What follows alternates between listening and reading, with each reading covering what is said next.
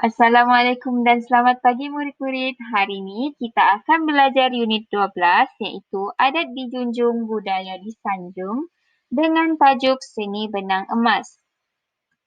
Okey, baiklah cikgu mahu semua murid-murid tumpukan sepenuh perhatian terhadap video yang akan cikgu tunjukkan kepada kamu. Kerana daripada video ini kamu dapat menghasilkan tugasan yang cikgu akan berikan. Pertama sekali, kamu perlu lihat video yang cikgu paparkan ini dan kamu perlu tumpukan perhatian pada gaya dan intonasi penyampai berita tersebut. Tidak mahu seni tradisional Melayu hilang ditelan zaman, seorang pengusaha tekad benang emas nekat mengubah karyanya menjadi lebih moden. Hasil seni tangannya itu juga lebih mudah diperolehi selepas ia dipasarkan secara dalam talian. Syafiqah Damanhuri ada laporannya.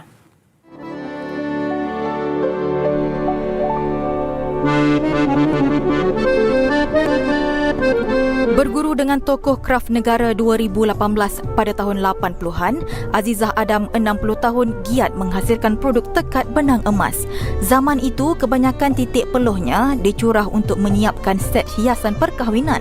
Namun, sesuai dengan peredaran zaman, beliau kini menyumbangkan idea dalam penghasilan beg tangan wanita.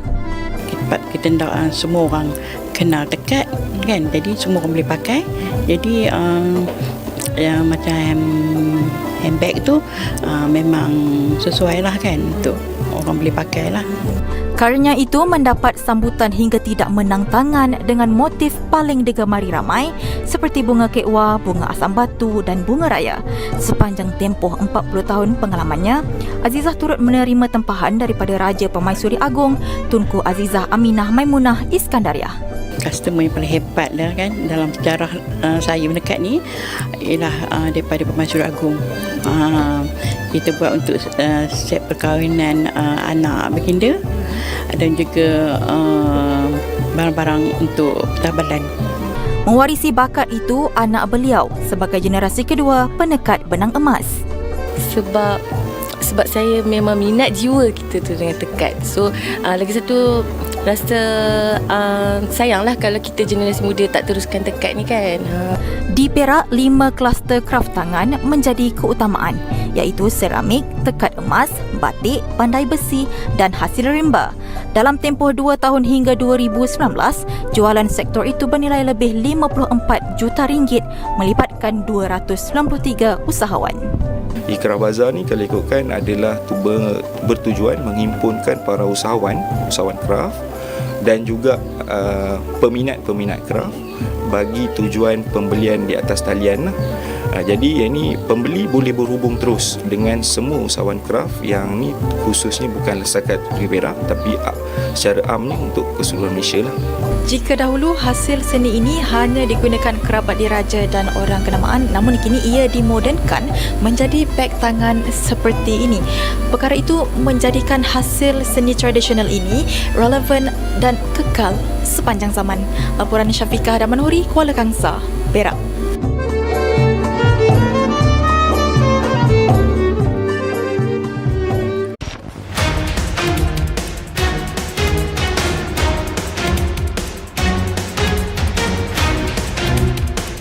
Are you ready? Absolutely. Welcome back to Money Matters with me, Zahir Kelvinong Abdullah. And me, Azaria Tagaya, Saturday 6 p.m. only on TV3.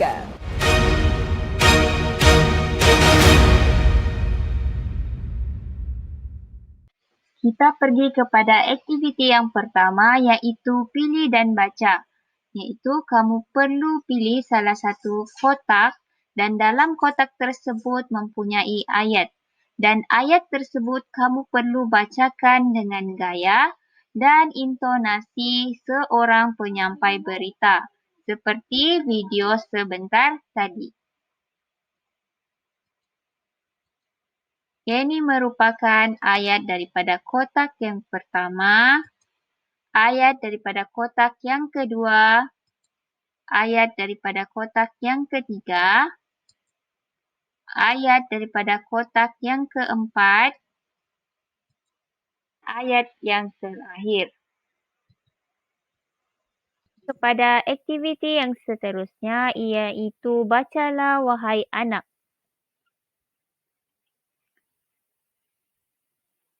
Cikgu akan baca dahulu teks berita pada buku teks muka surat 80 dan kamu akan ikut intonasi yang cikgu bacakan pada teks berita ini. Okey, baiklah, cikgu akan mulakan. Kuala Lumpur 9 Mei, Puan Aziza binti Muhammad Yusof telah dianugerahi Tokoh Kraf Negara 2018 bersempena dengan Hari Kraf Kebangsaan. Beliau yang berumur 80 tahun merupakan pengusaha kraf tangan tekad benang emas. Beliau diberi pengiktirafan atas usahanya memartabatkan industri seni tekad benang emas. Pelbagai pengiktirafan telah diterima di peringkat kebangsaan dan negeri. Selain itu, beliau turut menerima pelbagai anugerah seperti Anugerah Tokoh Usahawan Wanita, Darjah Ahli Mangku Negara, Anugerah Karyawan Kraf, Anugerah Usahawan Jaya Parlimen Kuala Kangsar, Anugerah Yayasan Kesenian Negeri Perak dan Adi Guru Kraf Tekatan. Beliau mula mendalami kemahiran seni tekad sejak di bangku sekolah.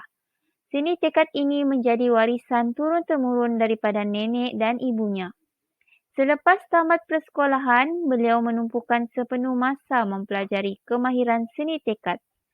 Beliau mula menyiapkan tempahan ketika berumur 16 tahun. Antara produk sulaman tekad yang dihasilkan termasuklah hiasan pelamin, set bilik tidur dan pakaian. Kehalusan kerja tangan beliau sering mendapat perhatian pihak istana. Puan Aziza masih menerima tempahan tekad benang emas menggunakan tangan bagi mengekalkan keaslian seni tekad tradisional. Seperti yang kamu dengar sebentar tadi, kamu perlu ikut tanda baca yang terdapat dalam teks berita ini. Okey, yang pertama, tanda nota. Kamu perlu berhenti selepas tanda nota. Kemudian sambung ayat yang seterusnya. Dan pada tanda koma, kamu perlu berhenti sekejap sebelum meneruskan bacaan. Dan cikgu mahu bacaan kamu ada turun dan naik. Nada dia turun dan naik.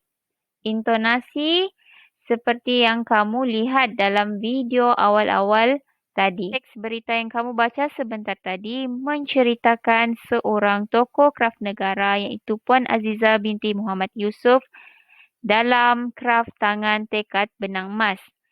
Dan beliau telah memenangi banyak anugerah seperti yang kamu nampak dalam teks berita ini iaitu Anugerah Tokoh Usahawan Wanita, Anugerah Karyawan Kraf dan pelbagai lagi. Dan juga kamu boleh lihat latar belakang beliau, bagaimana beliau menceburi bidang tekad benang emas. Dan yang terakhir sekali kamu boleh nampak dalam teks berita ini ialah produk yang dihasilkan dengan seni tekad emas. Seni tekad benang emas iaitu hiasan pelamin, set bilik tidur dan pakaian. Dan terakhir sekali, Puan Azizah juga dikatakan telah mendapat perhatian pihak istana dengan seni kehalusan kerja tangan beliau. Dan sehingga kini juga Puan Aziza telah menerima tempahan tekad benang emas. Dan tekad benang emas ini beliau hanya menggunakan tangan. Tujuannya untuk mengekalkan keaslian seni tekad tradisional. Okey. Cikgu sudah terangkan teks berita ini dan cikgu mahu kamu tulis maklumat yang kamu dapat dalam peta minda yang cikgu sediakan ini. Seperti yang kamu nampak, ada soalan Apa, bila, di mana, bagaimana, mengapa dan siapa.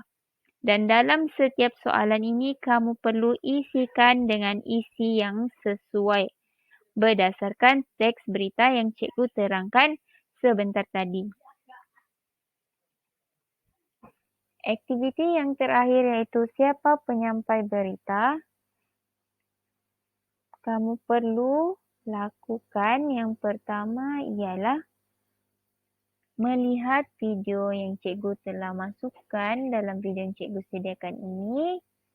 Kamu perlu perhatikan maklumat yang terdapat dalam video ini untuk memahami warisan seni tekad benang emas.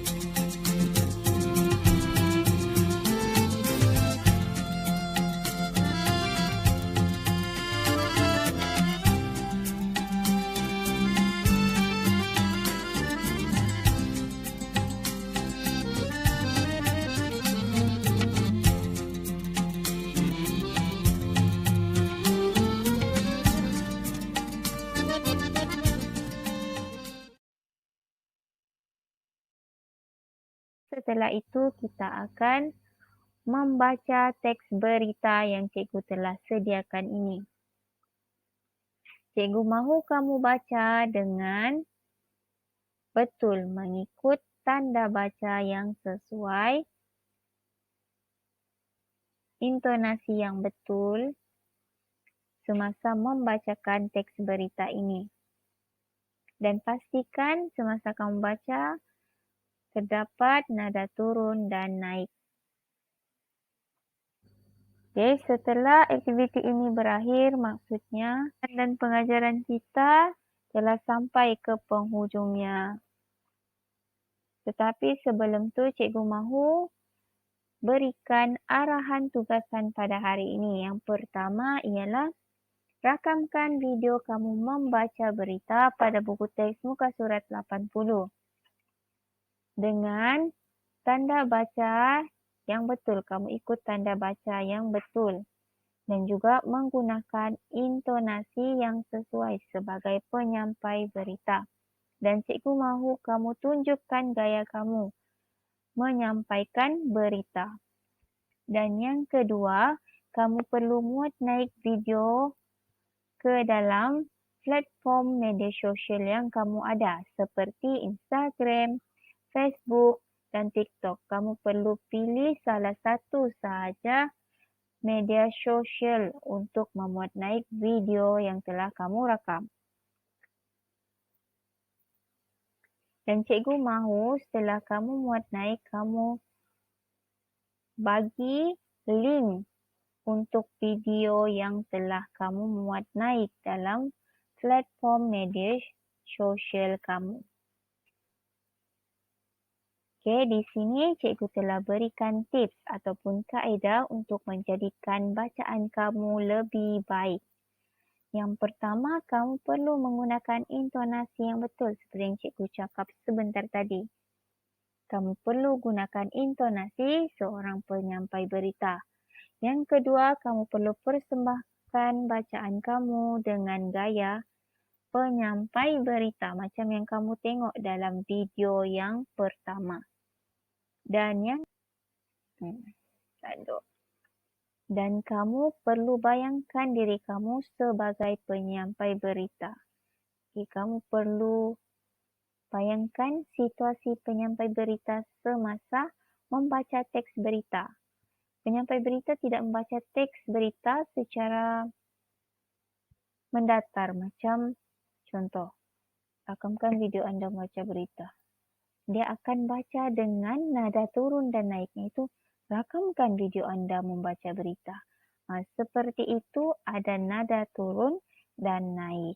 Cikgu mahu kamu lakukan bacaan ini mengikut arahan yang cikgu telah sediakan supaya bacaan kamu menjadi lebih baik dan lancar. Nampaknya itu sahaja pada kelas kita hari ini. Cikgu mahu semua murid memahami isi pelajaran kita pada hari ini. Terima kasih kerana sudah memberikan sepenuh perhatian terhadap video yang cikgu telah sediakan ini. Dan cikgu harap murid-murid dapat mengaplikasikan nilai-nilai murni yang kamu dapat daripada isi pelajaran kita pada hari ini. Okey, itu sahaja. Kita jumpa lagi.